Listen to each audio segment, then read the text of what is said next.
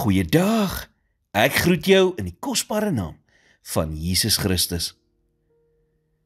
Toe Moses die volk vir die laaste keer aangespreek het, het hy vir hulle gesê in Deuteronomium 33 vers 26 en 27, Niemand is daar soos God. O Jesuren, wat oor die hemel ry as jou hulp, en oor die wolke in sy hoogheid. Die ewige God is 'n woning, en onder ewige arms, en hy het die vyand voor jou uit verdrywe, en gesê, verdelg.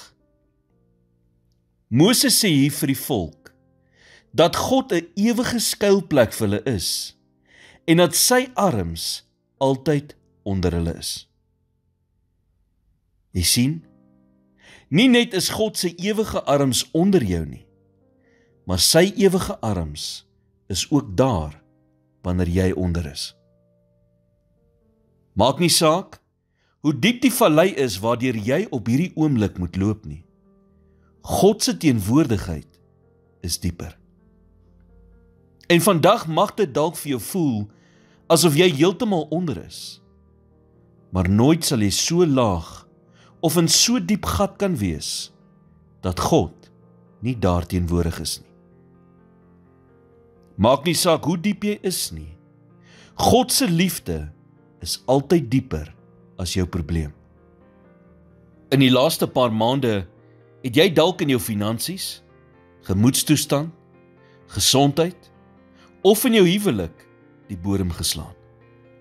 En op hierdie oomblik is jy gefrustreerd en jy kan nie help om by jouself te dink, hierdie keer gaan ek verseker onder nie. Waar is God wanneer 'n mens die bodem tref? Hy's net daar onder jou.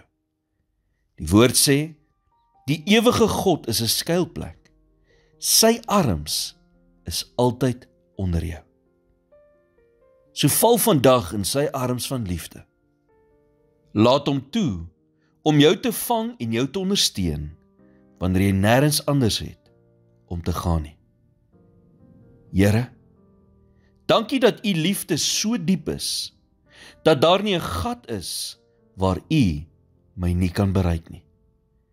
Ek kies vandag om my probleme en seerkry oor te gee aan u, sodat u die nodige herstel kan bring. Dankie vir u ewige arms, wat altyd daar is om my te ondersteun. In Jesus naam bid ek dit. Amen.